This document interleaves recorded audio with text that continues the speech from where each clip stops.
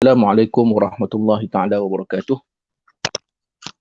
Alhamdulillah wassalatu wassalamu ala Rasulillah wa ala alihi wa ashabihi wa man tabi'ahu wa wala amma ba'd. Insya-Allah kita sambung pada siri yang kedua dan juga sesi yang kedua daripada pengajian kitab Muqaddimah Al-Hadramiyah, Al-Muqaddimah Al-Hadramiyah mengenai tentang bab korban. Kita baru mensyarahkan satu baris tadi. Hiya sunnatun muakkadah. Tu pendek je. Hiya sunnatun muakkadah. Dia adalah sunat yang muakkad. Kita bincang yang panjang lebar tentang sunat muakkad. Jadi kita sambung pula seterusnya kata pengarang dan musannif. Qala al-musannif rahimahullahu ta'ala wa nafa'ana bihi wa bi'ulumi masyayikhina fid daraini amin. Ada? لا تجب إلا بالنذر وبقوله هذه أضحية أو جعلتها أضحية ولا يجزئ إلا الإبل والبقر والغنم. Baik, kita sambung bahagian yang kedua. Kita pegang bahawa asal kaedahnya adalah korban ni hukumnya adalah sunat muakkad. Sunat muakkad. Tetapi dia tak akan jadi muakkad lah. Kebiasaan itu asal, hukum asal. Dia akan berubah mengikut keadaan. Hukum akan berubah mengikut keadaan dan situasi. Jadi pengarang kitab kita ni sebut, asal hukum korban adalah sunat. Tetapi tetapi mungkin akan terjadi hukumnya wajib. Bertukar jadi pada sunat kepada wajib. Macam mana nak jadi yang sunat jadi wajib ni? Dia kata, la tajibu. Maksudnya, korban ini tidak diwajibkan. Tidak diwajib. Sebab asalnya hukum tak wajib. Illa melainkan. Dengan bin nazri, dengan cara bernazar. Yang ni dia punya sebab dia. Sebab dia nazar. Jadi nazar ni adalah satu benda perkara yang kita nak nazar ni. Ni isu nazar. Nazar ni maksud dia apa? Contoh dalam Quran, dalam surah Maryam, tak silap saya, cerita tentang Maryam. Maryam dia kata apa? Inni nazartu lirrahmani sawma. Dalam Quran sendiri ada sebut ayat ni. Inni nazartu lirrahmani sawma. Aku telah bernazar kepada Allah untuk berpuasa, untuk menahan diri. Walan ukallimal yawma insiya. Nazar dia apa? Sawma. Sawma ni bukan maksud saum puasa kita ni tak. Bukan puasa tahan makan minum tak. Maksud sauma di sini adalah, maksudnya adalah sauma, dia ada sebut ayat lepas tu, iaitu walan ukallimal yawma insiya. Aku takkan bercakap dengan manusia mana-mana pun. Aku takkan bercakap dengan manusia. Itu sebab saum ini daripada sudut makna bahasa maksud imsak, menahan. Maksudnya mutlaqil imsak, tahan. Tahan tu maksudnya tahan lah. Tahan tak makan, tahan tak minum, tahan tak bercakap. Tahan tak berjalan, tahan tak menancung. Tahan lah tu. Duduk dalam rumah, saum juga. Kan? Tu kita waktu PKP hari tu, saum lah tu. Maksud menahan daripada bergerak, tak keluar. Itu tahan lah. Mutlaqil imsak. Baik. Jadi, dia sebut, ini nazar tu. Sesungguhnya aku bernazar. Itu cerita nazar tu. Maksudnya, nazar ni apa? Sesuatu benda yang asalnya adalah harus ataupun sunat. Dia bertukar menjadi wajib dengan cara nazar. Apa sahaja? Contoh, kita sembelih kambing. Nak sembelih kambing. Sembelih hukumnya terpulang lah nak buat kenduri. Saya nak buat kenduri. Kenduri apa? Kenduri biasa saja, kesyukuran. Contoh dia kata, saya nak buat jamuan. Sajalah nak buat jamuan. Itu bolehlah, rasa nak buat, rasa tak nak buat, tak ada salah apa. Allah Ta'ala tak kata apa. Janji, kita tak janji apa pun. Tapi kalau dah janji, lillahi alayya. Contoh dia kata, untuk Allah, aku janji pada Allah, aku nak bernazar. Contoh, aku nak buat kenduri. Wajib. Asal kenduri tu tak wajib. Tapi bila kita dah bernazar, bertukar jadi wajib. Itu sebab ada setengah guru, ulama' di Yaman ataupun dalam kitab-kitab para ulama', bila kita duduk di bulan Ramadan, kan bangun ataupun kita solat tarawih. Dia sunat. Dalam bulan Ramadan, pahala sunat sama dengan satu wajib. Pahala wajib bersamaan 70 kali ganda di waktu bulan yang lain. Lalu para ulama' kadang-kadang dipesan, Kalau kita nak pahala lebih, kita nazar, kita nak tarawih malam tu. Kita nazarkan untuk solat tarawih malam tu. Pasal apa nazar solat tarawih? Sebab kita nak tukarkan solat tarawih malam tu jadi puasa, jadi solat yang wajib. Bila solat tarawih malam tu jadi wajib, maka pahala wajib 70 kali ganda.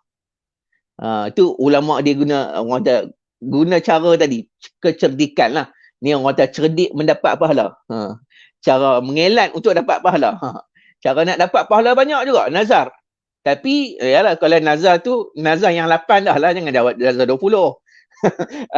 Nanti tak pasal-pasal pula tak boleh nak buat. Tu pelik tu kadang-kadang tu. Kan, contoh dia kata aku nazar malam ni aku nak solat 20 rakaat. Malam tu tiba-tiba balok liat pula lah. Kalau dia tak buat 20 rakaat, tak cukup 20, dia kena bayar kafarah. Tu sebab dia nazar. Nazar ni kita janji dengan Allah nak buat. Wajib buatlah. Jadi kalau kita nak nazar, hati-hati. Nazar 8-nya. Kalau tak mau nazar 8, tak payah langsung. Dan lagi kalau tak buat langsung, lagilah kena kafarah. Jadi sama juga dengan isu korban, dia sunat. Dia akan bertukar menjadi apa? Wajib. Menjadi wajib bila? Dengan nazar. Baik. Bila dengan nazar, macam mana bentuk nazar? Dia beritahu sini. Wa biqaulihi, iaitu dengan katanya. Iaitu kata siapa? Kata orang tadi yang bernazar tadilah. Kata orang yang bernazar tadi. Yang ingin bernazar. Biqaulihi, iaitu dengan katanya. Hadhihi udhiyatun, ini adalah korban. Dia kata. Dia ta'yin, dia tentukan. Dia cari kambing mana-mana lembu. Ni korban aku tahun ni. Dia sebut. Nah, ni lembu ni korban aku tahun ni. Ataupun au ja'altuha udhiyatan, yang ni namanya an-nadhru bil ja'li. Namanya an-nadhar bil ja'li. An-nadhar bil ja'li maksud digunakan perkataan ja'al.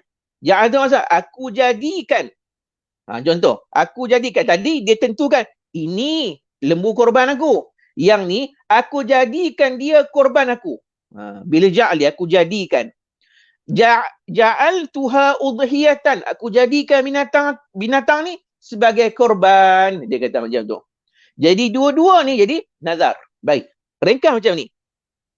Dalam kitab saya ni, dia ada 4 jenis nazar. Ada 4 jenis. Kalau dalam ni dia sebut berlainan dengan nazar. Dia tak perincikan. Sebenarnya dalam kitab oleh Syekh Muhammad Amin bin Idrus. Baik, dia kata dalam kitab ini ada 4 keadaan.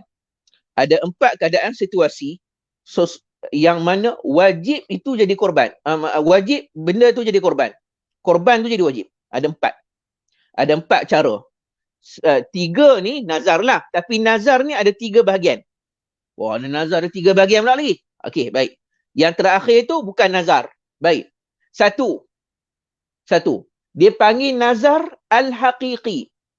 Nazar apa? Al-haqiqi. Apa dia nazar al-haqiqi? Nazar bil haqiqah. Hakikat ni nazar. Apa dia? Jika dia bernazar untuk memotong haiwan korban. Contoh, dia kata apa? Sesungguhnya aku pada tahun ini bernazar untuk melaksanakan korban. Dia kata macam tu. Okay? Aku menazar untuk melaksanakan korban. Dia sebut dengan lafaz macam tu. Dia sebut dengan lafaz, dia tak perlu tengok pada hati. Lafaz cukup, dah terlaksana dah. Tanpa melihat kepada hati. Nazar ni tak perlu niat. Dia terus jadi nazar. Kalau yang sunat, itu kena pada niat. Balik pula dah. Yang wajib nazar ni tak perlu pada niat. Hanya pada lafaz sahaja. Lafaz dah terlaksana dah. Aku nazar, aku nak buat korban tahun ni. Tapi dia tak ta'yin. Dia tak sebut kambing mana, lembu mana satu. Tak sebut. Kambing pun tak ada depan dia. Lembu pun tak ada. Cuma dia kata, tahun ni aku nak buat korban. Tu je. Yang ni nazar al-haqiqi. Kenapa nazar al-haqiqi? Kerana hakikat dia sebut tu, lafaz dia tu adalah nazar. Contoh dia kata, aku nazar. Contoh yang pertama. Ataupun yang kedua, dia kata, walillahi alayya. Ni pun. Dia sebut dalam contoh dalam kitab Allahumma salli ala sayyidina Muhammad. Dalam kitab ni.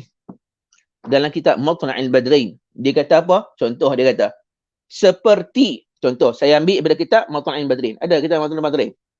Kita pada kali ni, kita selain pada kita guna Muqaddimah Hadramiyah, ni matan saja, kita nak guna matan. Kita juga akan merujuk kepada kitab Matla'il Badrain wa Majma'ul Bahrain. Kitab Syekh Muhammad bin Ismail Daud Al-Fatani rahimahullahu ta'ala. Baik. Dalam kitab Matlaul Badrin, dia kata apa? Contoh. Ini baris yang kedua. Okey, baris yang kedua. Atas hujung tu, kemudian taruh terus sambung baris yang kedua. Muka surat 80 kita jauhi lama. Dan tiada wajib melainkan. Tu kata dia. Sama tadi. La tajibu illa. Dan tiada wajib melainkan. Apabila dinazarkan dia seperti katanya bagi Allah, atasku bahawa aku perbuat udhiyah. Seperti katanya. Katanya, berhenti dekat tu dulu. Katanya apa? Bagi Allah. Tu maksudnya macam tu. Jangan terus sambung gitu. Kita tak faham. Seperti katanya. Contoh katanya. Biqaudihi katanya. Bagi Allah. Ni kata start mula kata-kata dia tu. Maqulul qaul. Apa dia kata? Bagi Allah. Lillahi. Bagi Allah. Atasku alayya udhiyatan. Dia kata. Atasku bahawa aku perbuat udhiyah. Walillahi alayya an udhi. Yang ni dipanggil apa ni? Lafaz nazar secara sarih. Hakiki. Nampak tak? Yang ni tak perlu niat lah. Sama lah. Ni tak perlu niat lah. Sarih, hakiki. Nampak tak? Maka bila, tu yang disebut ni. Bila sebut hakiki, maksudnya Allahumma salli ala Muhammad, jadi nazar. Automatik jadi nazar. Bila jadi nazar, wajib dah buat korban tahun tu. Wajib lah. Korban dia tahun tu jadi wajib. Tak kira lembu ke, dipakai kambing ke. Dia beli je. Yang tu lah korban dia yang wajib pada tahun tu. Kenapa kita kena bezakan yang sunat dengan yang wajib? Sebab, ni kita akan jumpa nanti depan ni akan sebut. Depan ni tak ada pun, tak sebut pasalnya. Ada ke tidak, Wallahualam. Nanti kita akan tengok. Tapi saya sebut siap-siap dulu. Kenapa bezakan antara sunat dengan wajib? Sunat, kita boleh makan daging lembu tadi. Kalau korban yang sunat, kita sendiri, tuan punya korban, boleh makan tak daging tu? Apa biasa buat korban tak? Tak biasa buat. Mak ayah biasa buat tak? Mak ayah bila masuk korban, ada bawa balik tak daging? Ada bawa balik tak daging? Ada kan? Ada kan? Makan di rumah kan? Masak-masak apa semua kan? Okey. Tu korban sunat. Tapi kalau korban wajib, tuan punya korban, 1 inci daging pun tak boleh makan. Haram. Dia kena sedekah semuanya sekali. Ni beza antara korban sunat dengan korban wajib. Nanti kita akan baca dari kitab Hasyiah Al-Bajuri. Saya akan baca nanti daripada kitab Hasyiah Al-Bajuri. Kalau korban sunat, kita boleh makan. Boleh makan daripada daging tersebut. Tapi tak boleh buat kenduri semualah. Tak boleh makan semua. Makan semua. Dia tujuan tu sedekah. Nanti kita akan bincang lah. Boleh tak kita buat kenduri semua? Ada orang, bila main raya korban, dia nak buat kenduri kahwin. Dia pun cari adik-beradik 7 panggu, cukup 7 panggu, adik-beradik bagi seorang sikit duit, buat masak semua. Nampak tak? Yang ni pun satu hal kan ni. Nanti kita akan sebut ni bab tu. Akan cerita. Baik. Jadinya, kalau korban sunat, kita boleh makan dagingnya. Kalau korban wajib, tak boleh makan. Haram makan. Tak boleh. Dia kena buat macam mana? Sedekah semua. Semua daging tu kena sedekah kat fakir miskin. Tak boleh ambil satu pun. Satu juzuk. Kulit pun tak boleh ambil. Tulang pun tak boleh ambil. Ekor pun tak boleh ambil. Apa pun tak boleh ambil. Dan juga, katakanlah, maksudnya tuan punya korban tak boleh makan. Kalau isteri saya boleh makan tak? Tak boleh. Tak boleh juga. Tu korban wajib tu. Tak boleh juga. Kerana apa? Dalam kitab Hasyiah Al-Bajuri dia sebut, dia kata apa? Dalam kitab Hasyiah Al-Bajuri ni, nak kata tak boleh tu, sampai dia sebut dalam kitab saya ni, wal mudhi wa kadza man talzimuhu nafaqatuh. Man talzimuhu nafaqatah. Baik. Man talzimuhu nafaqatuhu. Baik. Jadi dia kata apa? Sama ada makan tu tak boleh tu, korban wajib ni, nazar ni kan nazir wajib. Dia sendiri tak boleh makan dan juga siapa yang dia tanggung nafkah. Itu kaedah dah nak tahu. Dhabit dia, siapa yang kita tanggung nafkah. Bukanlah semua tak boleh, adik-beradik tak boleh. Yang kita tanggung nafkah. Siapa kita tanggung nafkah? Kalau saya suami, saya tanggung nafkah siapa? Saya tanggung nafkah isteri saya. Maksud isteri saya boleh makan tak daging korban tadi? Boleh makan tak? Tak boleh makan. Kemudian saya tanggung nafkah siapa? Tanggung nafkah anak. Saya ada anak 3 orang. Anak saya bawah saya tu boleh tak makan daging korban wajib tadi, nazar tadi? Nazar tu saya yang nazar, bukan anak saya nazar. Bukan isteri saya nazar, bukan anak saya nazar. Tapi saya yang bernazar. Saya tak boleh makan, confirm dah. Tapi isteri anak saya boleh tak? Tak boleh. Tak boleh juga. Sebab apa? Sebab mereka tu saya wajib tanggung nafkah. Jadi tak boleh selalu bagi makan kat mereka. Tak boleh. Tak boleh juga. Tapi kalau saya bagi contoh kat pak saudara saya, ambil korban tu, pak saudara saya orang susah, fakir miskin. Saya pergi balik kampung, jumpa pak saudara saya ambil satu kilo daging, 500-600 gram daging tu bagi kat pak saudara saya. Bukan pak saya, pak saudara saya. Boleh tak boleh? Boleh. Pasal apa? Sebab saya bukan wajib tanggung nafkah dia. Dia ada anak dia. Mak pak boleh tak? Mak pak ni, kalau mak pak yang kita tanggung nafkah dia, mak pak kita sedang tanggung nafkah dia. Maksudnya, tanggung nafkah ni apa? Kalau tanpa kita, dia tak boleh hidup. Itu maksudnya. Kalau mak pak yang kaya, tak lah. Yang tu kita tak tanggung nafkah. Mak pak kaya pada kita lagi. Kan, tanggung nafkah apa? Dia masuk puluh ribu. Kita ni kerja gad je masuk 1,500. Nampak tak tanggung macam mana? Kan? Jadi kalau mak pak yang kita tanggung, kalau tanpa kita, dia tak boleh hidup. Kita boleh tak bagi daging korban kat dia? Tak boleh. Tak boleh juga mak pak. Okey? Itu maksud dia. Jadi kaedah ada dhabit dia, kaedah nak tahu siapa yang kita tak boleh bagi daging ni pada mereka yang kita tanggung nafkahnya. Baik. Yang tu beza dia. Beza yang pertama. Saya baru sebut pertama ni. Pasal apa kita kena tahu beza yang korban sunat dan korban wajib? Pasal apa kena tahu beza? Padahal dua-dua kita buat. Yang wajib pun kita buat, yang sunat pun kita buat. Yang kedua bezanya, korban sunat, kalau kita tak buat, kita cadang nak buat, tapi bila tiba-tiba tak buat, ada tak apa masalah? La syai'a alaih, tak ada apa-apa. Kata tahun ni saya nak buat korban. Saya cadang nak buat korban. Saya tak nak nazar pun, cadang baru niat nak buat. Tiba-tiba dekat-dekat tu tak ada duit pula dah. Kan? Cari duit tak ada apa semua ni, zaman-zaman Covid ni susah belakang ni. Tak jadi buat.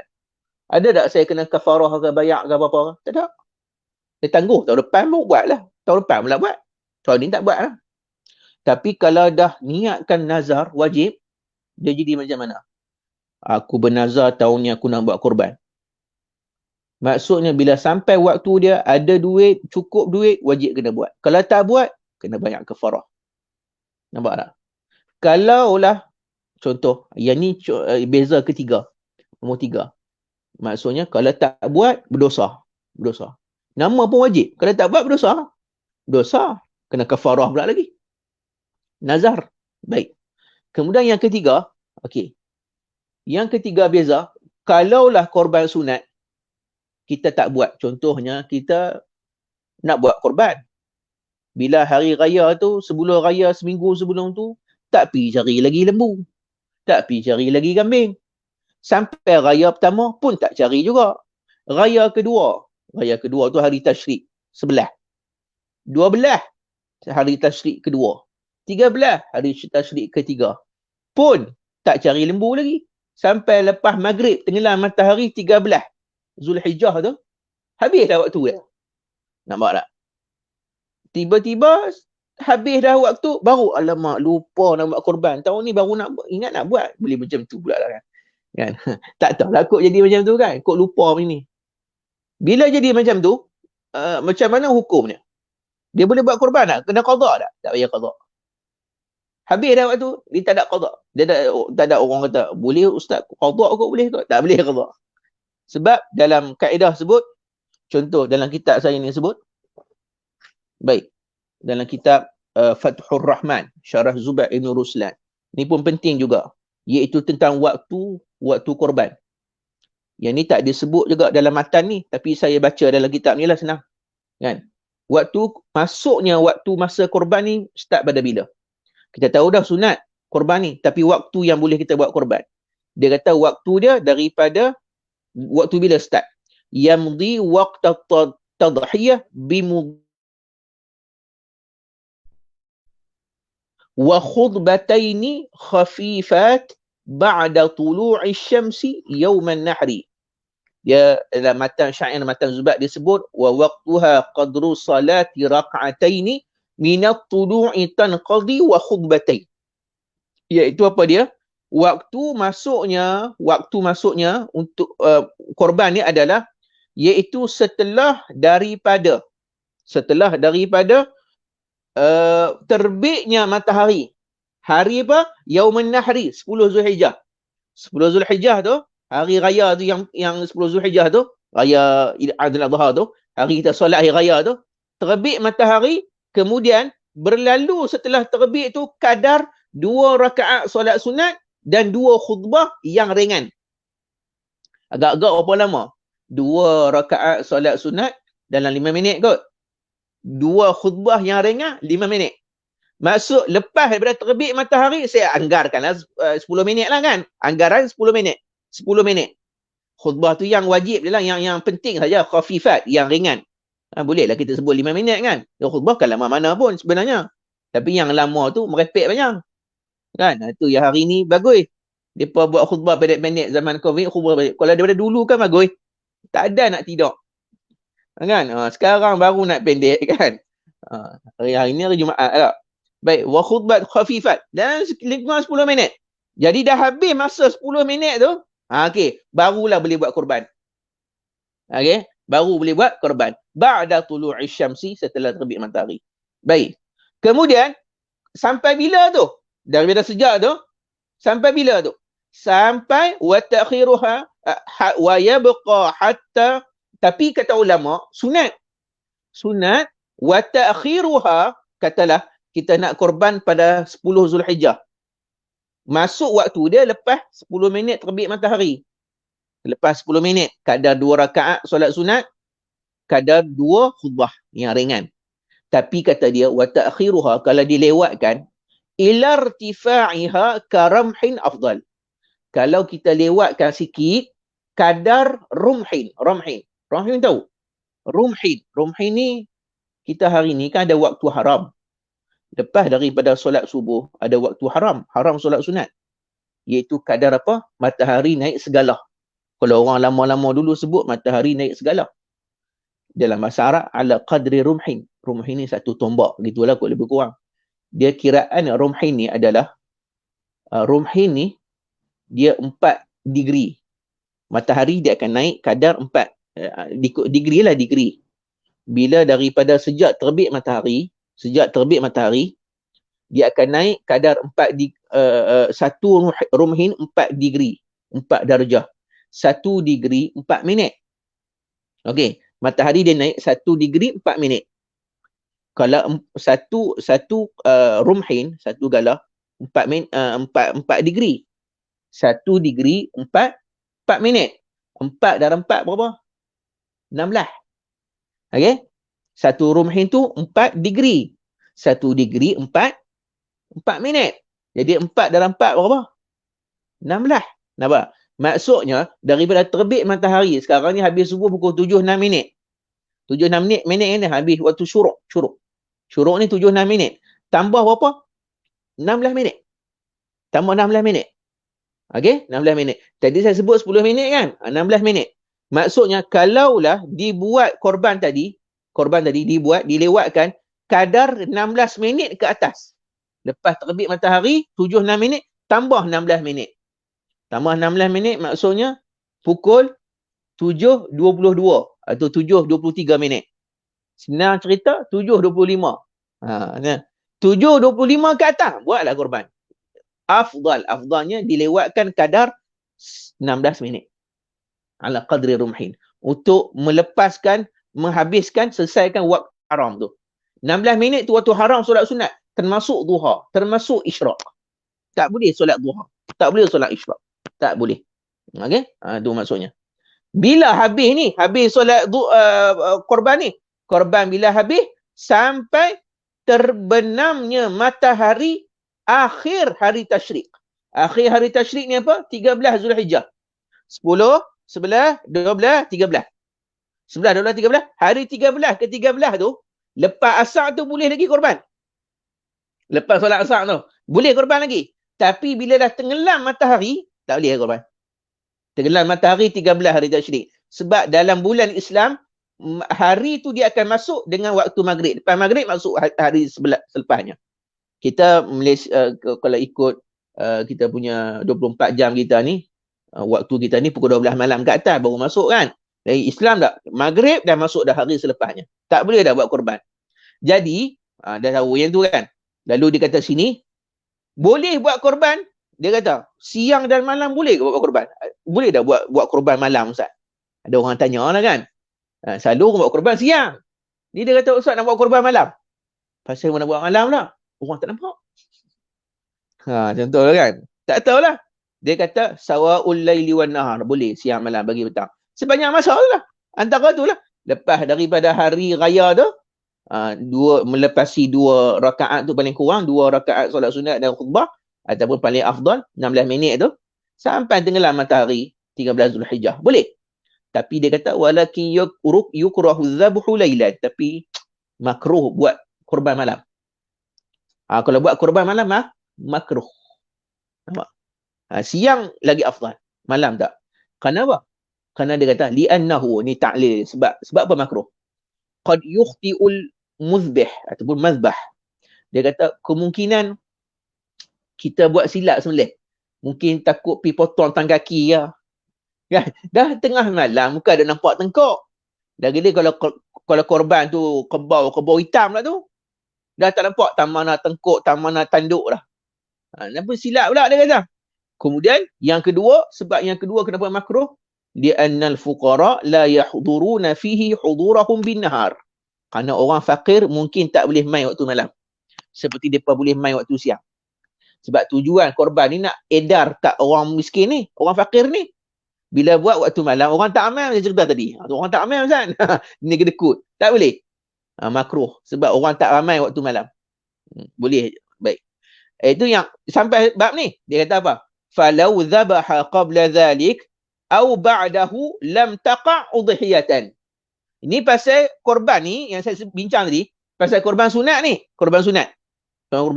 Dia kata, kalaulah dia sembelih sebelum waktu masuk dia. Contohnya apa? Sembelih lepas subuh. Hari 10 Zulhijjah tu. Lepas solat subuh, dia pergi lembu tu, dia sembelih lah.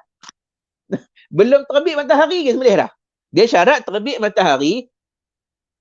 Kemudian solat 2 rakaat, solat Aidil Adha. Paling kurang 2 kadar lah. Dia bukan suruh solat dah. Solat ni sebenarnya, dia lepas 16 minit tu. Tapi dia bagi kaedah nak tahu tempoh masa boleh buat korban tu. Kadar melepasi 2 rakaat solat sunat, 2 khutbah. Yang ringan. Kata dibuat sebelum tu, lam taqa' udhiyah. Tak jadi korban. Tak usah. Jadi dapat apa? Dapat pahala makan je lah. Pahala korban tak ada. Au ba'dahu, ataupun lepas habis tenggelam matahari 13 Zulhijjah. Baru buat korban. Tak usah. Tak usah. Ini kalau sunat. Kalau wajib macam mana? Kalau wajib dia sebut bawah ni. Naam. Illam yadhbahil wajib hatta fatal waqtu dhabaha ba'dahu qada'an. Yang wajib kita boleh qada'. Macam kita biasa pasal nazar tadi lah. Nazar, dia buat makngin tak mana tak tahu, dia sembelih awal. Dia sembelih awal. Ataupun, bukan sembelih awal, silap. Dia terlepas waktu. Hari pertama tak sembelih. Hari kedua tak sembelih. 11 Zulhijjah. 12 Zulhijjah tak sembelih. 13 Zulhijjah tak sembelih. Habis dah waktu. Tenggelam matahari 13 Zulhijjah. Nak sembelih bila?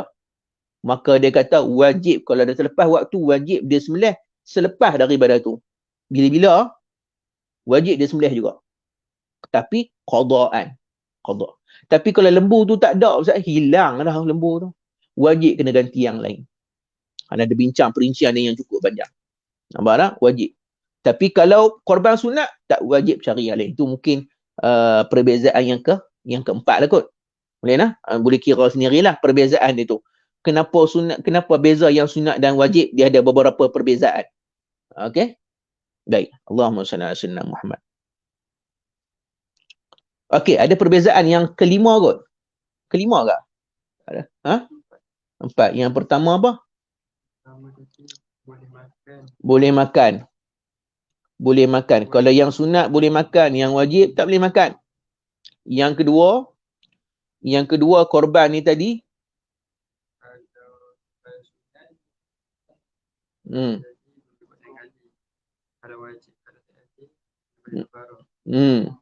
Kalau yang wajib, kalau yang sunat kita boleh buat, kita boleh tak buat. Pulanglah, tak ada kena apa-apa la syai'a alaih. Kalau wajib pasti kena buat.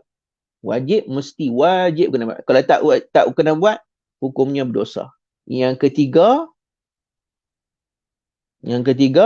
iaitu kalau sunat kita tak tak boleh buat sebelum masuknya waktu dan tak boleh buat dan tak perlu buat selepas habisnya waktu. Maksudnya dalam waktu tu saja. 10 Zulhijjah, 11, 12, 13. Kalau tak buat dalam waktu tu, maka tak ada korban lagi dah. Tak perlu buat. Tak perlu qada dan tak dituntut untuk buat lain.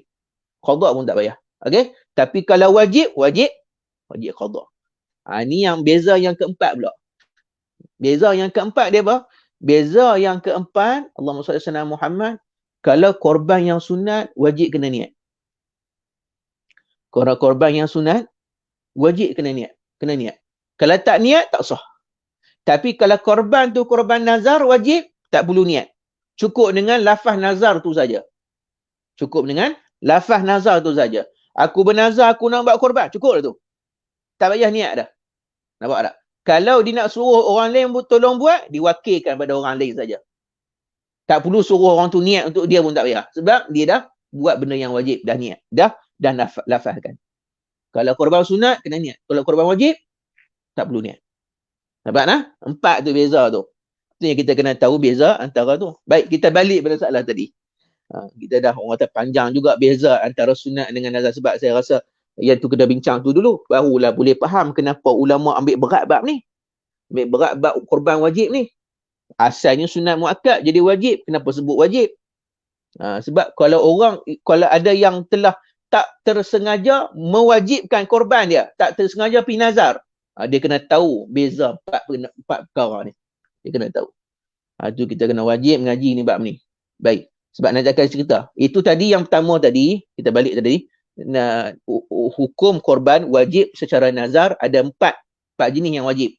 Pertama, nazar secara hakiki. Baik. Dia sebut aku bernazar bagi Allah ke atasku untuk aku buat korban tahun ni, iaitu hakiki. Ada nombor dua dipanggil apa? Hukmi. Tadi hakiki, yang nombor pertama yang wajib hakiki. Yang kedua hukmi. Maksud nazar secara hukmi. Dia bukan sebut nazar, dia tak sebut nazar pun, tapi ayat dia tu dia anggap juga nazar. Walaupun tanpa niat untuk nazar. Tak niat pun nazar. Jadi nazar terus. Ni orang kata, siapa yang tak tersilap ke, sengaja ke, habis. Ni. Perhati betul-betul. Mulut kita bila bercakap. Hatta kan ada dalam kaedah talak pun sama. Kan? Dalam satu hadis Nabi SAW, Nabi kata apa? Allahumma salli ala Muhammad, salasun jidduhun najid wa hazluhun najid, at-talaqu wan nikahu war raj'ah. Iaitu 3 benda, kita buat sungguh-sungguh pun jatuh, kita buat main-main pun jatuh. Nampak tak? Main-main tu maksudnya tak ada niat apa pun jatuh. Nampak tak macam tu? Kaedah ni sama dengan ni, cerita ni. Walaupun tak ada niat. Ni nombor 2 ni, hukmi. Hukmi ni maksudnya dia cakap tu hanya keluar pada mulut dia, tak sengaja sebut. Walaupun dia jahil pun sama juga. Jadi nazar. Nampak tak? 3 benda yang kamu buat sungguh-sungguh jatuh. Kamu buat main-main pun jatuh. Nikah, rujuk, talak. Ini bab talak rujuk lah ni. Dalam bab ni pun kiaskan sama juga, lebih kurang. Masalahnya lebih kurang sama bentuk dia. Iaitu dia buat dengan 2 cara. Ni dua hukmi ni ada 2. Jadi 3 lah semua. 1 hakiki, 2 hukmi. 2 contoh hukmi. Contoh hukmi yang pertama iaitu namanya ta'yin. Contoh hukmi yang pertama. Ni nombor 2 ni, contoh kedua yang wajib. Ta'yin. Apa dia ta'yin? Ta'yin ni maksudnya dia tentukan, dia khususkan, dia tentukan, dia pilih, tentukan yang mana lembu yang dikorbankan. Contoh, dia kata dalam kitab saya ni, dalam kitab kita yang asal pun cukup lah tu. Dia kata apa? Contoh dalam kitab ni, Wa biqaulihi. Ni hukmi ni, contoh hukmi. Hadhihi udhiyatun. Ni matanya asal Muqaddimah Hadramiyah. Ini adalah lembu korbanku. Dia kata macam tu. Ni lembu korbanku. Walaupun kawan tu tanya. Contohlah. Saya, Alif tanya saya. Cuba tanya saya. Ni lembu ni apa Ustaz? Ni korban saya. Ni lembu korban saya. Saya jawab macam tu. Automatik dia nazar. Saya cakap macam tu je. Walaupun saya tak ada niat nak nazar. Nampak tak? Padahal orang tu tanya je Ustaz. Dia tanya, saya cakap macam tu je lah. Ni korban saya beli, ni lembu saya beli. Nak buat korban tu je. Jadi nazar. Ni lembu korban saya. Hazihi udhiyah. Ni namanya at-ta'yin. Kita tentukan. Nampak tak? Ni contoh dalam kitab Matla'il Badrin. Dia kata apa? Contoh. Okey. Dia kata apa? Baris yang kedua nak masuk yang ketiga.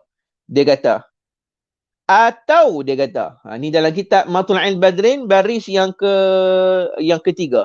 Atau pada hukum yang pertama tadi hakiki.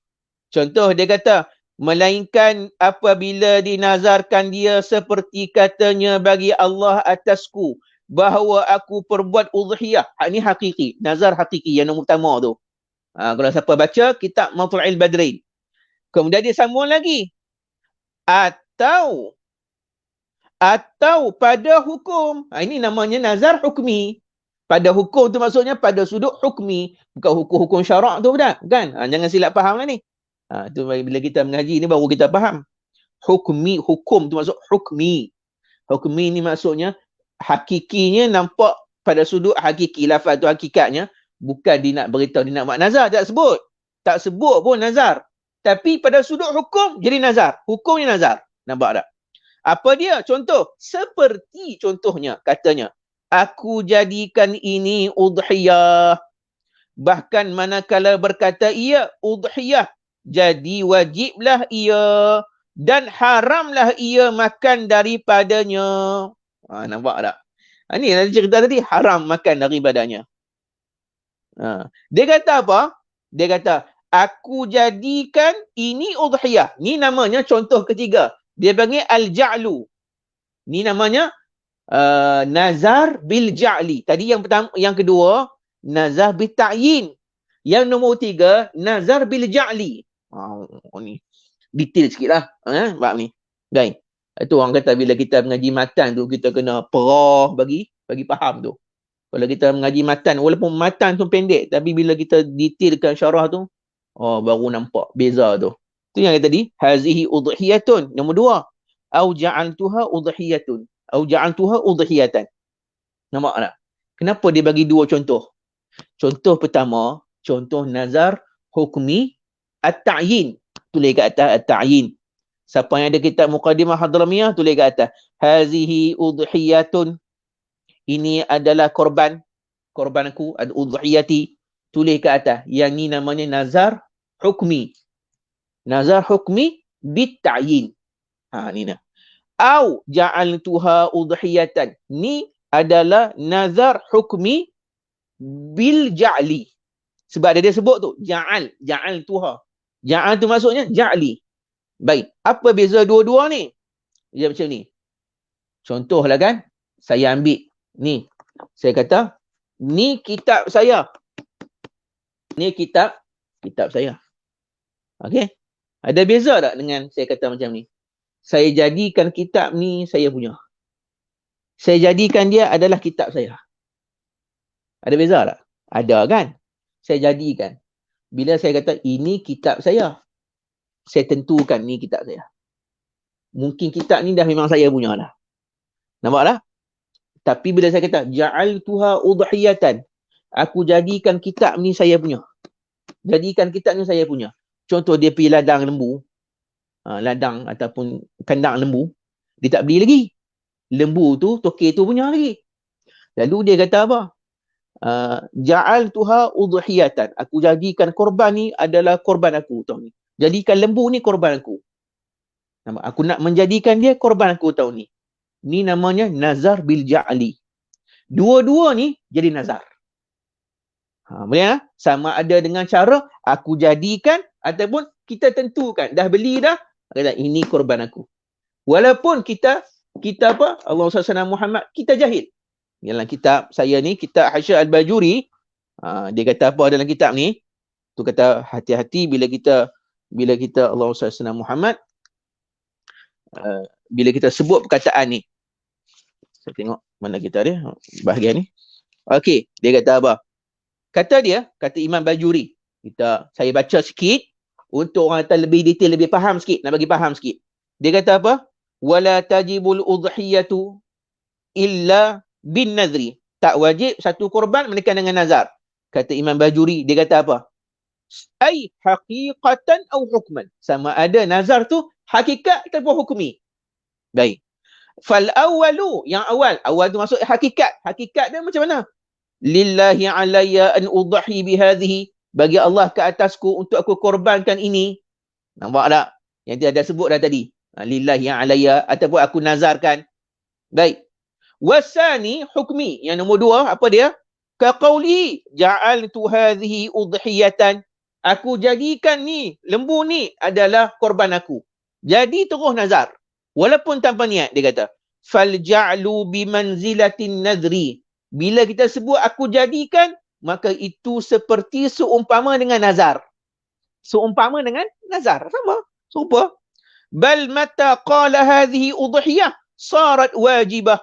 Bila dia kata, ataupun, bahkan dia kata, ataupun, bahkan, bila dia kata, hadhihi, yang ni ta'yin. Yang ni, aku jadikan lembu ni korban aku tahun ni. Lembu ni korban aku tahun ni. Maka dia kata, sarat wajibah, wajib ke atas dia buat korban tu.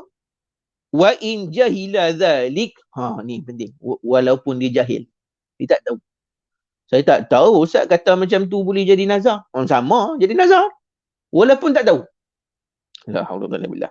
Ni dia kata apa? Fama yaqa'u minal awam 'inda su'alihim, apa yang berlaku di setengah orang awam. Ni banyak berlaku ni. Setengah-setengah orang awam. Kadang-kadang bila orang tanya, kan macam cerita tadi, bila tanya, inda su'alihim amma yuriduna tadhiya bihi min qawlihim. Contohlah kan, bila dia kata contoh, macam ni berlaku pada orang awam. Bila tanya dia, Abang Long, buat apa tu? Lembu nak buat apa tu? Nak buat korban lah. Dia kata. Cakap macam tu, nazar lah. Nazar lah. Ni nak buat apa ni? Nak buat korban lembu ni. Dia kata. Korban tu dia punya ke? Dia punya. Nampak tak? Tapi kalau dia hanya terima wakil, tak ada apa. Kalau dia terima wakil saja, tak apa. Ni nak beli apa ni? Nak beli lembu buat korban. Korban orang, bukan korban saya. Tak apa, sebab bukan dia buat korban, orang lain. Bukan orang tu kata, dia yang kata. Tak apa. Kalau dia penganjur saja. Tapi kalau dia empunya korban tu, dia beli kalau orang Kelantan. Orang Kelantan kan buat korban di rumah semua. Di Masjid Surah, mereka jarang buat korban. Semua pakai buat di rumah. Beli, ni buat lembu ni buat korban. Nak buat korban ni lembu ni. Jadi nazar. Dia jadi macam umum balua lah. Dia macam orang tak tahu dah benda ni. Bila jadi wajib, bila dia sembelih korban tu, dia ambil tak daging tu masuk makan? Ambil. Kalau dia ambil masuk makan, apa perlu dia buat? Macam mana hukum dia? Hukumnya, pertama kalau dia buat tu dengan sengaja berdosa. Kalau tak sengaja, dia kena ganti balik. Ganti balik nilai harga daging tadi. Beli lain, bagi. Kalau dah makan sampai 10 kilo, beli 10 kilo. Sebagai ganti tempat tu. Tu bahaya tu, tak boleh makan. Keluarga dia makan lagi, macam mana? Bagi yang anak, isteri semua makan. Tak boleh. Okey. Bila dia kata macam tu, hadhihi udhiyatan, ni korban aku. Orang awam kata macam tu lah. Dia kata, tasiru bihi wajibah. Wajiblah korban tu. Jadilah wajib korban tu. Tak jadi sunat nak jadi wajib. Baik. Kata Imam Bajuri, wa yahrumu alaihimul aklu minha. Haram siapa pun makan daripada daging tu. Tak boleh makan. Tak boleh makan semua. Apa pun tak boleh ambil. Makan. Wala yaqbalu qawluhum, tak boleh terima perkataan mereka. Aradna tatawwa'a bihi khilafan li ba'dihim. Dia kata, tak. Kami kata macam tu, kami niatkan nak buat korban sunat, bukan korban wajib. Dia kata, dah, tak terima. Tak terima. Walaupun dia niat lain. Walaupun dia niat lain.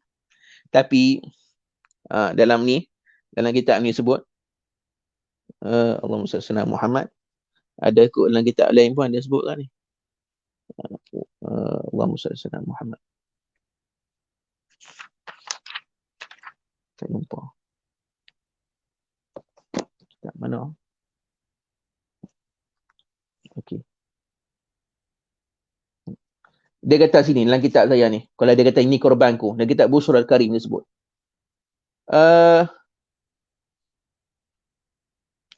Ada satu keadaan, contoh. Yang ni contoh, dia tak lafaz tapi dia niat je. Contoh, dia kata apa? Wa kharaja biqaulihi hadhihi udhiyatun. Kan matan kita sebut ni, ini adalah korbanku. Dia kata, terkeluar daripada masalah ni ada satu keadaan. Yang ni tak jadi korban. Tak jadi wajib, tak jadi wajib. Apa dia? Niyatu dhalik bila lafzin falaghun. Iaitu bila dia sebut tu dengan hati dia niat. Tapi tak sebut dengan mulut. Maka kata dia tak jadi. Tak jadi wajib. Dalam hati kata beli lembu ni. Kita pergi ke kandang nak beli lembu. Belilah lembu.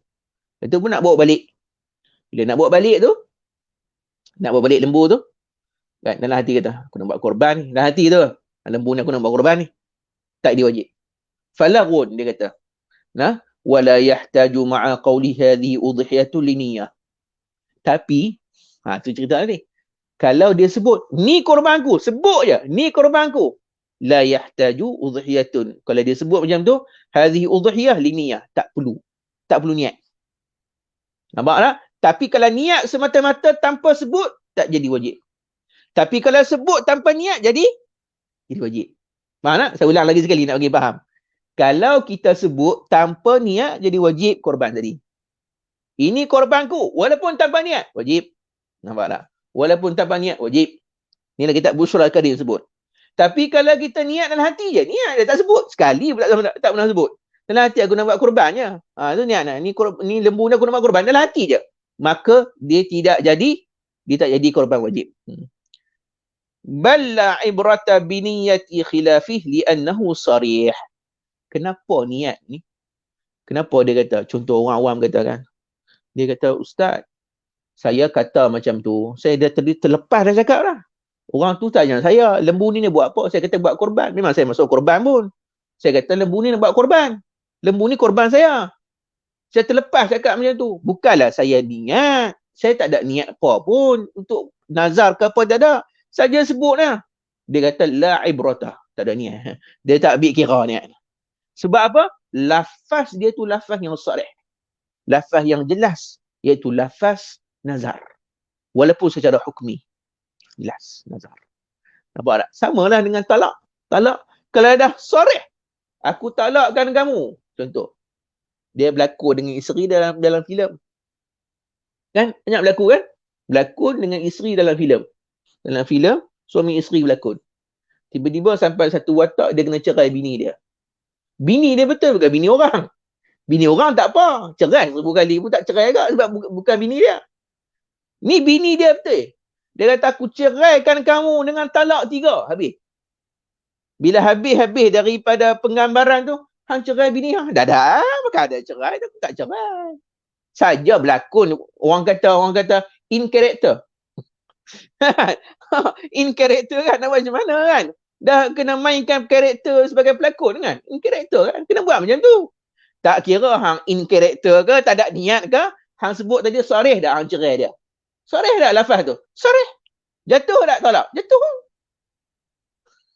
Walaupun dia kata, saya dengan niat berlakon. Mana? Tak kira niat hang. La ibrata, tak ada niat. Itu asal kiyah ada masalah tu. Tu kata bahaya tu. Tetapi dia ada jalan keluar dia. Bila dengar macam ni rasa sempit dada sikit lah. Kan? Saja buat bagi takut sikit kan. Tapi inilah pendapat yang rajih dalam mazhab Syafi'i. Pendapat yang dipegang oleh Imam Ar-Ramli, Ibnu Hajar Al-Haytami juga pegang yang sama. Walaupun tanpa niat, walaupun tak ada niat langsung nak sebut kata nak nazar, tak ada niat nak nazar langsung, jadi nazar. Langsung tak boleh makan daging tu. Baik. Tapi ada 2 orang ulama saya nak bawa main sini dalam kitab ni. Salah seorang ulama namanya Al-Imam Ali Shabra Malisi. Ali Shabra Malisi dia kata apa? La yab'ud. Dia pendapat dia lah. Dia kata tidak terlalu jauh Irtifaru dhalika. Untuk kita maafkanlah. Untuk kita apa? Cincai-cincai lah kan. Irtifar. Dimaafkanlah. Kan? Zalika dalam masalah tadi, masalah kata ni korbanku bila orang tanya kan.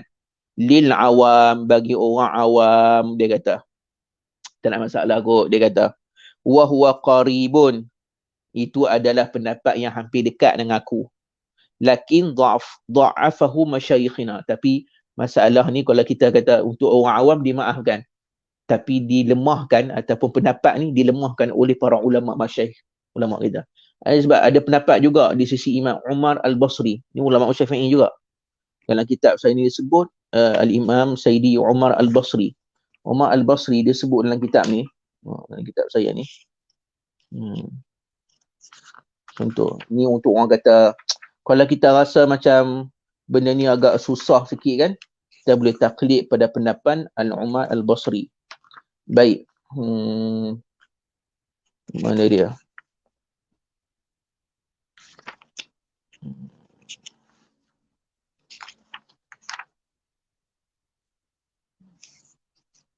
Hilang lah. Okey, dalam kitab Umar Al-Basri. Ada kitab ni satu lagi. Banyak sangat kitab ada pening lah. Tak mana ni? Ni kitab Al-Yaqutun Nafis. Yang ni pun orang kata best kitab ni. Kitab ni dia bagi jalan penyelesaian kat kita. Saya nak baca Bajuri dengan Yaqutun Nafis ni. Ada dua. Dalam kitab Yaqutun Nafis dia sebut pasal cerita Umar Al-Basri. Dia kata apa? Wa qala Sayyid Umar Al-Basri. Sayyid Umar Al-Basri seorang ulama Syafi'i, dia kata apa? Yambaghi an yakuna mahalluhu ma lam yaqsudul ikhbar. Dia kata apa? Mungkin kita boleh maafkan kalaulah sekiranya orang tu cakap tanpa ada tempat, orang tu cakap hanya sekadar nak mengkhabarkan saja, nak cerita ke orang, bukan niat nazar. Maksudnya melihat juga kepada qasad niat. Umar Al-Basri dia kata ambil pada qasad juga, bergantung pada niat juga. Dia kata qasul ikhbar fa in qasadahu, kalau dia niat untuk hendak beritahu ke orang, kan orang tanya kan, nama apa entah? Zaid. Zaid tanya, Zaid, ustaz ni buat apa korban ni? Lembu ni tu untuk apa? Bela ke apa ke? Ni nak buat korban, nak beritahu ikhbar, nak beritahu kat dia je. Bukan ada niat nak buat nazar ke, tak ada. Hanya nak maklum kan, nak khabarkan untuk beritahu kat dia yang saya nak buat korban, yang saya nak buat lembu ni jadi korban saya tahun ni. Tu je. Dia kata, contoh dia kata, hadhihi syatun allati uridu tadhiyah biha. Ini adalah korban kambing yang aku nak buat korban dengannya tahun ni. Fala ta'yin. Dalam hal ni tidak ada unsur ta'yin. Tak ada. Sebab dia niat nak beritahu ke orangnya. Niat nak beritahu orang. Waqad waqa'a al-jawabu kadhalika fi nazilati waqa'a li hadzal haqir. Wa hiya anna syakhsan, dia kata apa? Dalam hasyiah ni ada seorang ulama, dia kata apa? Berlaku juga ada satu cerita orang jawapan berlaku pada, dia kata berdiri aku sendiri. Ada seorang tu dia kata anna syakhsan ishtara syatan, ada seorang tu dia beli seekor kambing li tadhiyah untuk buat korban. Falaqiyahu syakhsun akhar, dia jumpa orang lain. Jumpalah dengan dia kawan, ada seorang kawan jumpa dia. Dia dah beli kambing. Kalau orang Arab kat Mesir, buah kambing dekat bonet kereta je. Yang best tu, dia beli kambing 4 ekor. Dia bawa naik atas motor 4 ekor. Motor dia, di Mesir, motor dia ada dia 2 orang. Dia letak kambing 2 ekor kat antara pemuncin dengan penunggang belakang kan. Letak 2 ekor tengah-tengah. Tapi yang best tu, kambing tu tak lari. Dahsyat sungguh. Letak tu kaki kan, letak itu. Kaki tu macam tu lah kan. Duk mengiring gitu. Kambing tu tengok gitu. Tak lari dia. Ikat tu tak apa tak. Beli kambing tepi jalan ya. Dia pernah jimat sungguh. Kalau tengok kat Mesir, benda pelik kat Mesir semua. Lepas tu 2 ekor lagi kat mana? 2 ekor lagi tu dekat handle. Dekat bakul depan tu, tak handle depan tu. Dekat handle, dekat bakul depan tu. Yang best tak lari juga 4 ekor tu. Elok je baik. Jadi kadang-kadang jumpa kawan, ni kambing tu apa ni? Korban aku. Dia kata jawab macam tu. Jadi bahkan dia kata pendapat ni faqala udhiyati, dia kata ni korban aku tahun ni. Wastahsanahu fil qala'id akhdan min qaulil azra'i, dia kata apa, ini juga di wastahsan, maksudnya dipegang juga oleh pengarang kita al-qala'id, qala'idul faraid dalam kitab tu, akhadha min qaulil azra'i, dia ambil daripada pendapat Imam al-Azra'i. Baik, ini adalah setengah ulama ambil pendapat ni untuk meringankan orang awam. Tetapi saya kata walaupun nak ambil pendapat ni, boleh ambil pendapat ni, tapi kalau boleh elakkan perkataan macam tu. Elakkan perkataan macam tu. Jangan bila orang tanya dia, ni nak buat korban ke? Macam mana nak jawab? Macam mana nak jawab macam mana? Imam Al-Bajuri ada bagi satu kaedah nak selamat daripada apa? Daripada tadi, masalah tadi, nazar tadi. Dia kata jawab dia macam ni. Dia kata boleh je jawab macam ni. Dia kata hak ni cara dia. Wal jawabul mukhallis min zalika, cara nak mengelak kalau orang tanya, ni kambing ni buat apa? Lembu ni buat apa? Cara dia adalah an yaqul al mas'ul, orang yang ditanya tu jawab macam ni. Nuridu an nazbahaha yaumal 'id. Nuridu an nazbaha yaumal 'id. Maksudnya lembu ni untuk apa ni? Oh, aku nak sembelih pada hari raya. Nampak tak? Faham tak ayat tu? Saya nak sembelih ni hari raya. Nak sembelih waktu raya nanti. Dia kata macam tu. Dia tak kata korban. Betul tak? Dia tak kata ni lembu korban aku. Dia kata aku nak sembelih raya nanti. Jadi orang tu faham tak? Faham kot. Nak tanya apa? Sembelih untuk apa? Kita buat tak faham tak dah. Dia sengaja nak perkenal kita kot kan. Nak sembelih buat apa? Kita pun kata nak buat korban lah. Habis. Jadi wajib kan. Cukup jawab, kita jawab macam tu je. Kata Imam Bajuri, cara nak mengelak ya. Cakap macam ni. Aku nak buat ni. Aku nak sembelih raya nanti. Nak sembelih hari raya nanti. Tu cukup tu. Selamat. Tak kena apa-apa. Tak ada wajib, tak ada apa-apa. Yang tu cara dia. Allahumma salli ala sayyidina Muhammad. Okey. Cukuplah dekat tu. Okay, ada nombor 4 kan? Ada satu lagi nombor 4 je, kita 4 ni. Nombor 4 ni apa? Wasiat. Jadi wajib. Wasiat ni bagi orang matilah. Contoh, sebelum ni nak meninggal, dia wasiat. Kalau aku mati, aku nak minta tahun ni apa buat korban untuk aku. Tapi dengan syarat, kalau syarat dia ada harta yang lebih. Harta yang lebih tu dia ada. Kemudian kalau tak ada harta, licin-licau habis semua duit, 1 sen pun tak ada dalam bank. Contoh, itu tak wajib. Tak wajib siapa pun anak-anak pergi ambil duit sendiri, pergi bayar. Pergi bagi, tak wajib. Tapi kalau dia ada duit lebih, wajib anak-anak dahulukan wasiat dia. Wajib buat korban. Wajib buat korban. Allah SWT. Kalau diwasiatkan oleh si mati. Kalau si mati tak wasiat, tak perlu buat korban. Dan tak sah buat korban untuk si mati. Orang dah mati, dia ada sebut dalam kitab ni juga. Kat mana ni? Kalau buka dalam kitab ni. Dan disyaratkan. Dia sebut ni.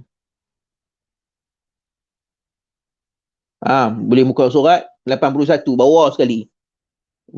Baris yang kedua. Bawah sekali, baris yang kedua, bawah sekali tu. Bawah tu. Dan tiada sah diperbuat udhiyah. Ni pun penting ni, kena tahu ni. Ramai orang ditanya, boleh tak buat korban untuk orang hidup? Buat korban untuk orang hidup. Dan buat korban untuk orang mati. Macam mana hukum dia? Dia kata, bawah sekali, dan tiada sah, tak sah. Dia perbuat udhiyah bagi orang yang hidup. Contoh, Alif, dia hidup kan? Saya nak buat korban untuk diri dia, boleh tak? Tak boleh. Dia kena buat sendiri. Saya tak boleh buat korban untuk diri dia. Tapi tak biari. Tiada dengan izinnya. Dengan syarat tanpa izin dia. Kalau diizin tak apa. Contoh saya tanya, Alif, saya nak buat korban untuk Alif ni boleh? Boleh tak? Lagi bagus. Saya tak mau keluar duit. Kan? So, saya pun buat korban untuk dia. Sebab dia izin. Nampak tak? Bila dia izin, cukup lah tu. Saya boleh buat korban untuk diri dia. Boleh niat untuk diri dia. Sebab diizinkan. Kalau tanpa izin, tak boleh. Tak sah korban tu. Tetapi harus bagi wali itu, bapa dan nenek dan datuknya, tiada lainnya memperbuat udhiyah dengan hartanya bagi maulanya. Baik tak? Tapi harus. Maksudnya apa? Tapi boleh juga buat buat apa? Buat korban untuk orang lain. Kalau dia ni wali. Wali apa? Bapa ataupun datuk. Dia ada cucu, contoh bapa dia tak ada, meninggal dah. Ada Tok Wan yang paling dekat ni. Ataupun bapa ada lagi. Bapa lah jadi wali dia. Guna duit bapa untuk buat korban untuk anak. Boleh tak? Boleh. Untuk anak dia. Tak ada masalah. Untuk orang kat bawah dia. Baik. Bagi maulanya. Maulanya iaitu orang yang kita jadi wali dia. Anak kita jadi wali dia. Nampak tak? Anak perempuan ke lelaki ni jadi wali dia. Dengan harta siapa? Harta si wali itulah. Harta si wali tu. Bukan harta si maula tu. Baik. Lalu kata dia, ni pasal mati pula. Dan tiada sah. Okey. Pula, diperbuat udhiyah bagi orang mati. Tengok cerita ni. Pasal yang mati ni. Pasal yang kata wajib nombor 4 ni. Jika tiada ia wasiat dengan dia. Kalau tak ada wasiat. Tak sah. Kalaulah dibuat korban bagi orang mati. Kalau tak ada wasiat daripada orang tu. Adapun apabila berwasiat dengan dia, maka sah diperbuatkan udhiyah baginya. Okey, baik. Kalaulah orang tu wasiat, sah boleh buat. Bahkan wajib tak? Wajib lah. Sebab wasiat ni wajib. Wasiat ni wajib dilaksanakan. Wasiat apa-apa. Okey? Dan wajib atas orang yang memperbuat udhiyah bagi mayat itu, dengan izinnya, ia bersedekah dengan sekaliannya, tiada bagi dirinya dan tiada pula bagi orang yang wajib atasnya nafkahnya, kerana bersuatu qabid dan muqbid. Apa ni tak faham ni? Ni ada sebut dalam kitab ni. Dalam kitab Najbul Wahaj. Ni. Dia macam ni. Kita dah cerita nombor 4 ni, korban wajib nombor 4 ni. Kita tak habis lagi cerita wajib ni. Nazar tadi dah selesai lah. Kan? Nazar hakiki, nazar hukumi ada 2, bil ja'li wa ta'yin. 3. Yang keempat pasal wasiat si mati ni. Dia macam ni. Bila dia si mati kalau dah meninggal, kita tak wajib buat korban untuk diri dia. Dan tak sah pun kalau kita buat korban untuk diri dia kalau dia tak wasiat. Okay? Tak sah. Tak perlu buat. Tapi kalau dia wasiat, wajib tak? Wajib lah. Kalau dia wasiat, wajib kita buat korban untuk diri dia. Bila wajib kita buat korban untuk diri dia, bila kita wajib buat korban untuk diri dia, baik, maka korban tu jadi korban apa? Wajib. Bila jadi korban wajib, nampak dah? Maka disebut sini, semua daging tu, waris yang buat tu, tak boleh makan. Kena sedekah semua sekali. Tu dia kata sini. Dia kata apa? Dalam Matla'il Badri ni. Dengan izinnya, ia bersedekah dengan sekaliannya. Sekalian maksudnya semuanya. Sekalian daging korban tadi. Daging korban, si mati yang wajib ni, wajib sedekah semuanya. Semua kena sedekah. Sedekah kat bagi miskin. Tak boleh ambil sikit pun makan untuk diri sendiri. Untuk waris ni. Yang si mati tak boleh makan dah. Mati tinggal dah. Kan? Tak boleh makan dah. Tiada bagi dirinya, tak boleh bagi untuk makan untuk diri dia. Contoh, si mati ni ayah. Ayah mereka lah. Ayah. Anak ada berapa orang? Anak ada 4 orang. Anak pertama, kedua, 3, 4. Ni semua ni ahli waris tak? Ahli waris. Jadi bila ayah ni sebelum mati, dia pesan lah. Dia pesan. Dia kata, nanti abah kalau mati, hampa buat korban tau ni. Okey, tak apalah abah. Boleh lah. Kalau abah mati kan. Abah wasiat kan buat korban tu. Tiba-tiba ayah dia meninggal. Jadi anak-anak ni, waris-waris yang ada ni kena buat korban lah. Kalau ayah dia kata 1 panggu lah. Kalau kata 7 panggu lah. Seekor lembu. Walaupun seekor lembu. Dah korban semua seekor lembu. 4 orang anak ni, pergi dekat orang yang buat orang yang wakilkan untuk buat korban ni. Kami nak daging sikit, nak bawa balik makan di rumah, boleh tak? Tak boleh ambil. Itu sebab orang yang terima wakil korban kena tahu tu. Ni korban apa ni? Korban sunat saya punya. Kalau dia kata ni korban ayah saya wasiat. Dia kena tahu tu. Tanggungjawab orang yang menganjurkan korban tak boleh bagi daging walaupun 1 kilo, walaupun 100 gram, 50 gram sikit pun seketul daging tak boleh bagi. Kepada ahli waris tu. 4 orang tak boleh. Juga dia kata sini bukan ke atas orang tu saja ahli waris tu. Dan tiada pula bagi orang yang wajib atasnya nafkahnya. Okey. Dan tiada pula bagi orang yang wajib atasnya nafkahnya. Nampak tak? Maka tak boleh juga bagi pada orang yang wajib nafkahnya. Maksudnya, anak-anak dia. Anak pada waris tu. Cucu lah. Cucu pada si mati tu. Contohlah misal. Anak dia 4 orang. Anak pada 4 orang ni pun tak boleh makan tak? Daging tu. Tak boleh. Ataupun menantu. Tak boleh makan juga. Semua tak boleh makan. Maksudnya semua daging korban yang diwasiatkan ni kena bedak habis semua kat orang fakir miskin. Tu maksud dia. Baik. Dia cerita dia punya ilah dia. Sebab dia pasal apa? Kenapa sampai tak boleh? Padahal korban ni, Ustaz, untuk orang lain, korban ni si mati punya. Cuba kita fikir tengok. Tadi yang nazar tadi tak apa.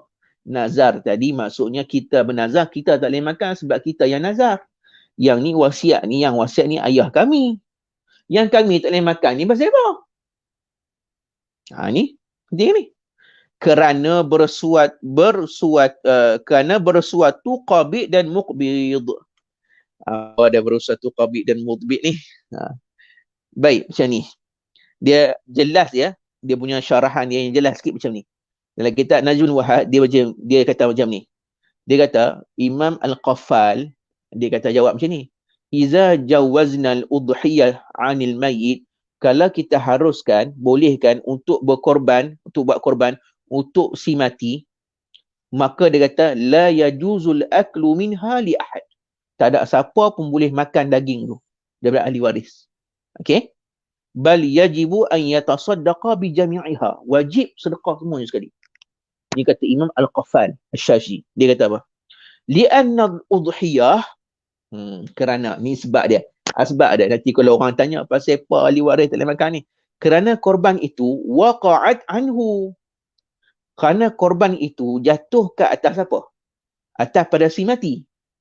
Si mati yang wasiat ni. Korban tu untuk si mati yang wasiat ni. Okey? Fala yajuzul aklu minha. Dan tidak harus makan daripada apa?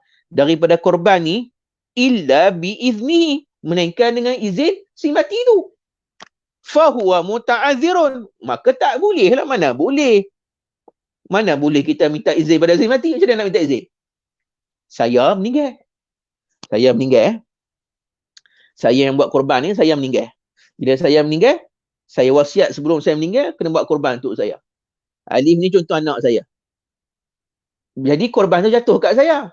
Kemudian nak agihkan, ataupun nak bagi izin makan ni, kena minta izin pada tuan punya. Tuan punya korban.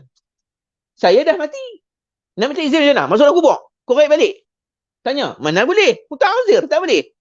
Fawajabat tasadduqu biha anhu. Wajib sedekah untuk diri dia. Sedekah semua. Nampak tak? Untuk makan kena minta izin. Tapi untuk sedekah, dia tak perlu minta izin. Faham tak ni? Sebab apa? Macam ni. Dia daging korban kita ni. Kalau untuk makan, contoh kita ambil daging korban orang punya. Kita minta izin kat tuan punya. Ini korban siapa ni? Lembu ni. Kambing ni. Kambing ni korban saya. Saya nak minta izin boleh tak? Nak bawa balik makan. Baru tuan tu bagi kat dia. Tapi, okey. Tapi kalau sedekah, automatik boleh. Sebab apa? Korban sunat pun kena sedekah. Wajib sedekah. Korban wajib pun wajib sedekah. Sedekah ni tak perlu minta izin pada si punya korban. Nampak tak? Jadi kalau si mati nak minta izin, nak minta izin untuk sedekah, buat apa? Dah memang boleh sedekah walaupun tanpa izin si mati. Tapi kalau nak makan, kena minta izin pada si mati. Kalau nak makan, kena minta izin pada si mati. Nampaklah. Itu cerita dia. Baik. Allahumma salli ala sayyidina Muhammad. Itu dia punya sebab dia. Yang ni pasal wasiat. Baik. Terus kita sambung. Aku lewat pula ni. Okey. Kata pengarang kitab. Jawab lagi. Petang ni ada lagi insyaAllah. Wala yujzi'u illal iblu ataupun ibilu. Wala yujzi'u. Kita balik pada matan Muqaddimah Hadramiyah. Dia kata apa? Wala yujzi'u illal iblu wal baqaru wal ghanam. Dia kata apa? Korban ni, ni cerita pasal binatang pula. Binatang apa yang kita boleh buat korban? Dia kata, la yujzi. Tidak sah. Tidak terlaksana. Korban tadi, fil udhiyah dalam korban, illal iblu wal baqaru wal ghanam. Melainkan unta, lembu dan juga kambing. 3 ni. Pasal apa 3 ni saja? Kata ulama dalam syarah ni sebut, dalam kitab Bushrul Karim, li'anna tadhiyah bi ghairiha lam tunqal. Kerana korban selain daripada 3 ekor ni, 3 jenis ni, tidak ada sebarang dalil nakal daripada hadis. Yang dengar daripada hadis hanya korban dengan lembu, korban dengan unta, dengan kambing. Selain daripada 3 ni tak dengar lagi. Kecuali tadi saya dah sebut Imam Abdullah bin Abbas, sahabat Nabi SAW, Sayyidina Abdullah bin Abbas, dia kata boleh kita korbankan dengan seekor ayam. Korban seekor ayam. Yang ni untuk orang kata tu qaul pendapat peribadi dia. Tapi jumhur semua ulama hanya 3 ekor ni saja untuk digunakan untuk korban. Okey. Baik. Allahumma salli ala Muhammad. Ada juga riwayat bahawa ada cerita satu riwayat. Riwayat ni dikritik oleh para ulama. Ada satu riwayat seorang sahabiah Asma binti Abu Bakar dia cerita dalam kitab dalam riwayat Sirah As-Suhaili sebut, dia kata qalat dhahaitu ala ahdi Rasulullah sallam bi khailin. Aku pernah berkorban di zaman Rasulullah dengan seekor kuda. Ada cerita hadis ni. Dalam riwayat Abu Hurairah juga ada riwayat dhaha bi khailin. Annahu dhaha bi khailin. Abu Hurairah pernah korbankan dengan seekor kuda. Khailin, kuda. Kuda pula buat korban. Nampak tak? Jadi jawapannya riwayat-riwayat ni tidak, orang kata walaupun ada riwayat tetapi riwayat ni tidak diterima. Yu'akir alaih, maksudnya riwayat ni tertolak, mardud, ditolak oleh Al-Imam Ibn Hajar, tak diterima. Baik. Baik. Tapi ada satu isu. Satu isu ni apa? Yang ni orang duk tanya juga. Tapi kena jawab juga ni sebab apa? Walaupun ni korban-korban lepas pun ada orang duk tanya. Dia kata macam ni, Ustaz, saya nak tanya satu soalan. Sah tak buat korban dengan selembu? Pernah dengar perkataan selembu? Binatang selembu? Selembu tak pernah dengar ni? Selembu. Tuan-tuan yang tengok live ni, ada satu orang buat kacukan antara seladang dengan lembu. Maka dia jadi apa? Selembu. Jadi selembu. Kemudian pernah sekali, bila tak tahu, tak ingat, lama dah, masuk Zoo Taiping. Ya, orang Taiping tapi tak bisa masuk Zoo Taiping pun. Sebab kawan tu nak masuk, Ustaz Fatih lah, Ustaz Fatih kan. Kalau dia dengar ni, dia masuk dalam tu, dia ajak sekali masuk teman lah, nak tengok binatang, teman-teman kan. Tengok je lah kan, teman apa kan, tapi tak apa lah, seronok-seronok nak masuk. Orang Taiping tak pernah masuk Zoo Taiping. Dia tengok, banyak juga binatang tu, tapi banyak pun tidur. Pergi waktu siang, tidur. Rupanya waktu malam dia baru mereka berjaga. Jadi kalau kita manusia tidur waktu siang, serupa dalam zoo. Elok sangat orang yang suka tidur siang ni boleh dalam zoo. Kawan dengan orang dalam zoo. Kau orang binatang. Baik, jadinya bila masuk dalam zoo, ada satu binatang. Saya tak ingat sebab sekali tu ya, lupa dah lama dah. Binatang tu, dia tulis itu, dia kacuk antara rusa dengan kambing. Apa tak tahu binatang apa. Tapi, itulah, kepala kambing, badan rusa. Ya, saya tengok depan mata. Dia kacuk antara rusa dengan kambing. Nampak tak? Okey, baik. Apa yang saya nak cerita daripada masalah ni? Masalah guna lembu, unta, kambing, lembu ni. Kita nampak simple ya. Masalah ni kadang-kadang orang duk tanya. Sebab mereka kadang-kadang beli selembu. Ada orang jual dah selembu. Badan besar, isi mantap. Selembu. Seladang, dia bukan binatang daripada ni tak? Dia binatang liar, seladang. Binatang yang bukan an'am. Boleh dia buat korban dengan seladang? Boleh tak? Tak boleh buat korban dengan seladang. Begitu juga tadi, kambing dengan rusa. Jadi apa? Bing rus. Rus bing. Tak tahulah kan. Boleh pun nama baru pun. Kamrus ke apa ke tak tahulah. Kambing dengan rusa. Jadi apa tak tahulah. Bila jadi macam tu, jadi arus lah kot. Arus. Produk arus kan. Tak tahulah.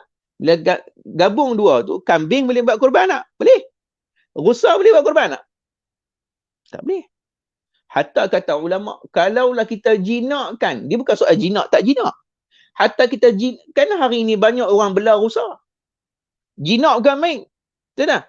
Orang duk belah rusa, belah Sungai Siput apa semua tu, duk belah rusa. Rusa belah nama kan.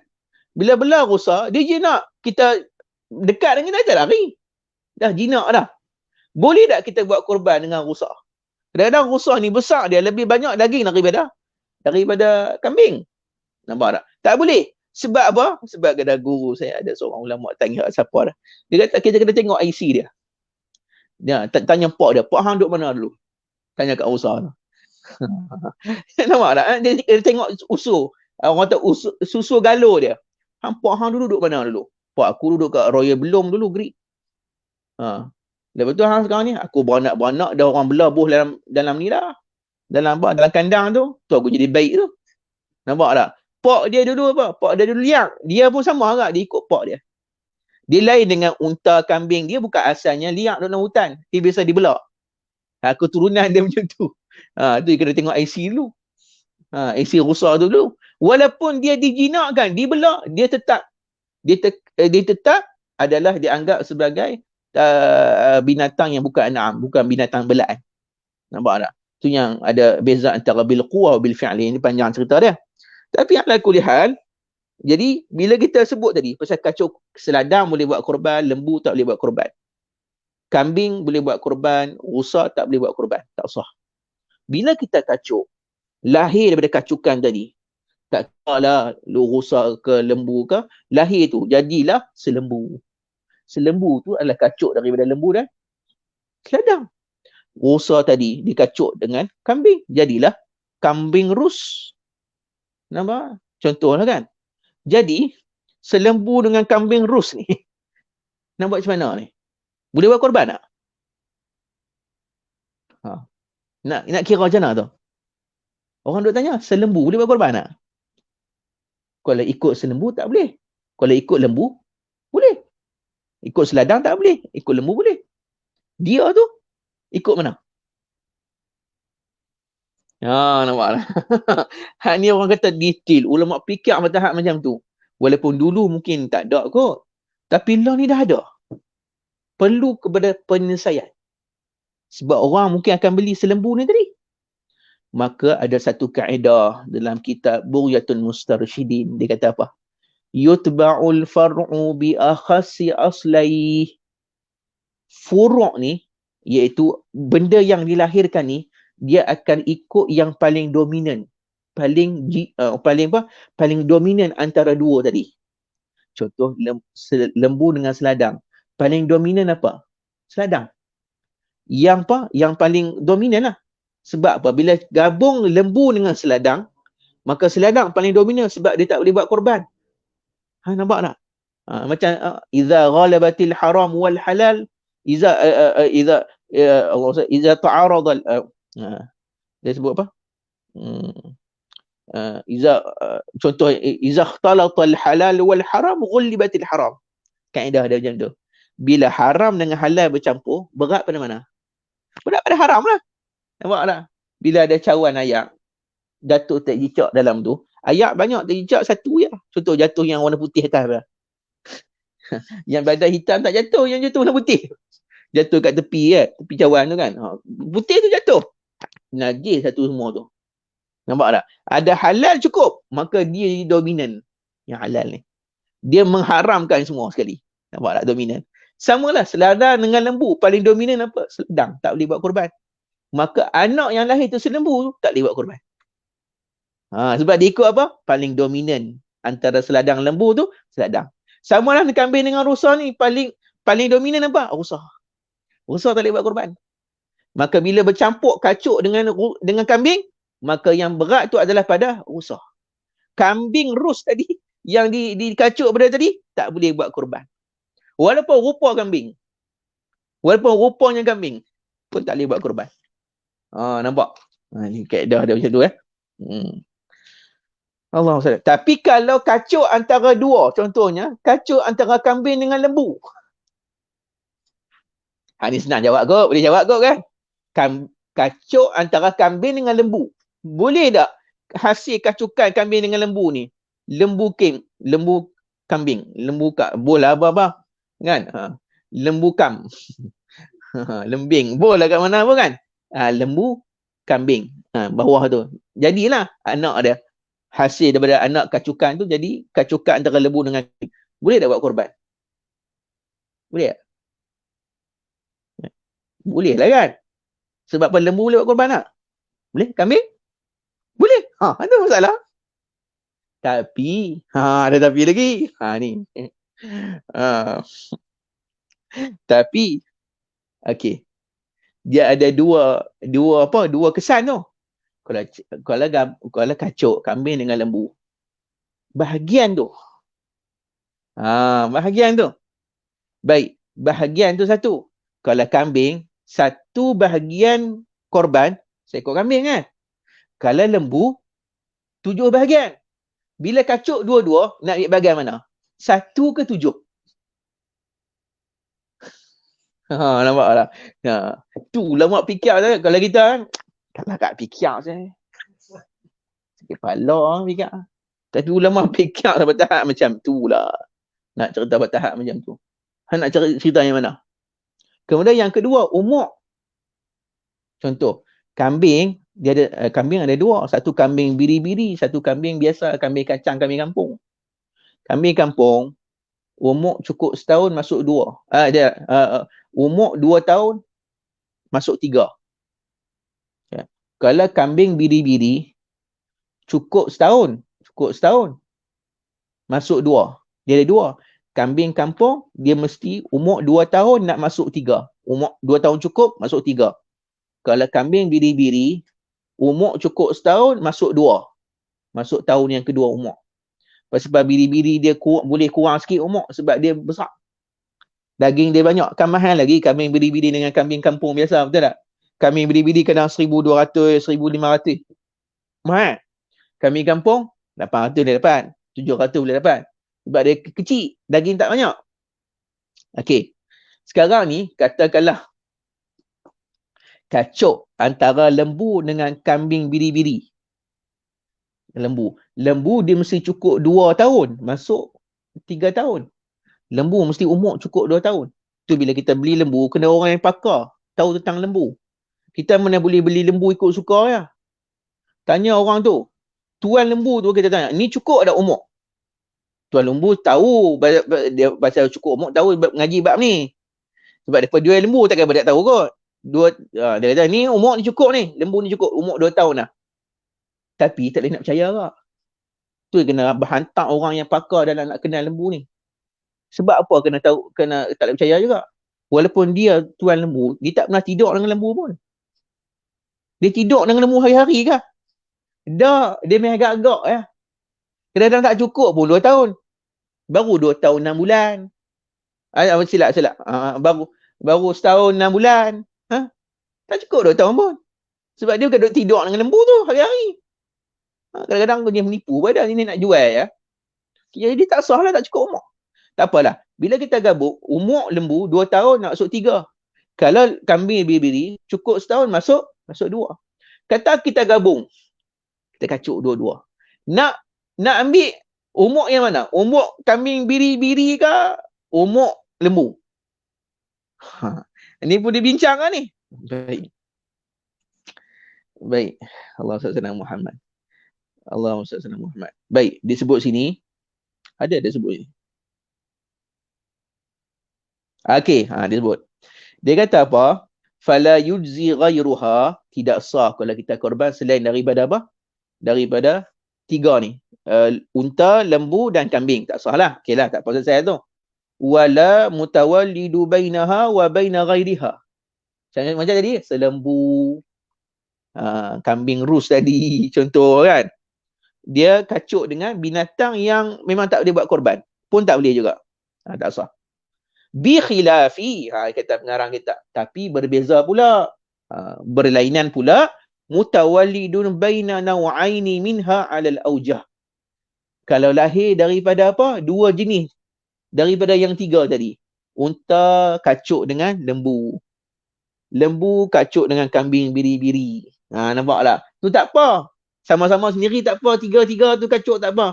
Boleh buat. Boleh, tak nak masalah. Boleh sah buat korban. Fayu'tabar. Yang kita nak ambil kira umur macam mana? Kalau kita nak ambil kira umur, bi'a'lahuma. Yang paling tinggi. Contohlah, kan kita ada lembu dengan kambing biri-biri. Kambing biri-biri, dia umur setahun. Umur setahun masuk berapa? Masuk 2. Kalau lembu 2 tahun masuk 3. Kan? 2 tahun masuk 3. Baik, 2 tahun nak masuk 3. Okey. Jadi, yang mana lagi tinggi umur? Lembu atau kambing biri-biri? Lembu lah. Sebab dia 2 tahun masuk 3. Jadi, satu cukup setahun masuk 2. Maka yang diambil kira umur tu, umur yang paling tinggi sekali. Mana kalau dah kacuk tu. Baik. Fi mutawallidi baina dha'ni wa ma'zin au baqar. Kita gabung dua-dua. Ambil 2. Begitu juga kambing biri-biri kacuk dengan kambing kampung. Kambing kampung dia cukup 2 tahun masuk 3 macam lembu. Kambing biri-biri cukup setahun masuk 2. Kacuk dua-dua. Nak ambil kira mana? Umur mana? Umur yang paling tinggi. Kambing kampung lah. Bukan kambing biri-biri. Kalau kacuk 2, ambil yang paling tinggi. Okey. Wala yujzi illa an wahidin wa in kana bi suratil baqar. Yang ni yang saya jadi tanya tadi lah. Kesannya yang kedua, kalau dah gabung dua-dua ni, kita nak ambil portion tu. Ambil portion panggu tu. Nak ambil panggu yang mana? Kalau kacuk antara kambing dengan lembu. Lembu dengan lembu tak apa, kerbau dengan lembu tak apa. Okey? Okey. Kalau dia kacuk antara lembu dengan kambing, nak ambil portion banyak. Satu ekor tu, satu ekor satu panggu ke, satu ekor 7 panggu. Satu ekor satu panggu ikut kambing. Satu ekor 7 panggu ikut lembu. Baik, dia kata sini wala yuzi illa an wahidin. Kalau kacuk dengan kambing, tak kira lah macam mana pun, dia hanya sah untuk seorang saja.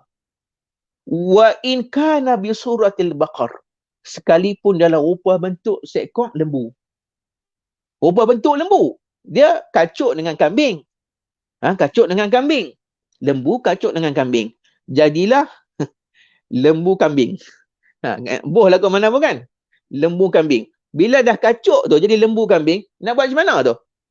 Dah kacuk tu, dah siap kacuk tu. Nak portion dia 7 ke? 7 bahagian ke 1? 1. Walaupun rupa dia macam lembu. Yang tu kata Al-Imam Ibn Hajar Al-Haytami ni kata At-Tuhfah. Itu cerita dia. Allahumma salli ala Muhammad. Dan begitu juga dia kata Al-Hadiyu, iaitu binatang untuk kita bayar kafarah dalam waktu umrah, bayar dam pun kena guna binatang 3 ni saja. Selain tu tak boleh. Tak boleh bayar kafarah guna apa? Guna rusa. Bayar kafarah bayar dam guna rusa tak boleh, guna kambing. Guna kambing. Baik. Wala aqiqah. Aqiqah macam tu juga. Tak boleh aqiqah guna ayam, tak boleh. Ni saya beli ayam ni buat aqiqah, tak boleh. Dan sebagainya. Wa afdaluha. Afdaluha kita sambung nanti kemudian insya-Allah. Cukup dekat tu saja afdaluha. Kita sambung nanti kemudian pada petang ni pukul 3. Insya-Allah setakat tu saja perbincangan kita. Kalau ada beberapa soalan, kalau host ni ada beberapa soalan, nanti kita akan tangguh pukul 3 nanti. Kalau saya harap semua yang melihat live ni, kalau ada soalan boleh ajukan di ruang komen. Banyak kalau boleh saya nak soalan supaya senang saya tahu apa kemusykilan yang ada dalam otak kita, saya boleh selesaikan masalah tu. Kalau saya boleh jawab lah. Tak boleh jawab, nak buat macam mana? InsyaAllah pukul 3 petang ni kita sambung semula lepas solat berjemaat. Wallahu alam. Aqulu qawli hadha wa astaghfirullahal azim li wa lakum. Wassalamualaikum warahmatullahi wabarakatuh.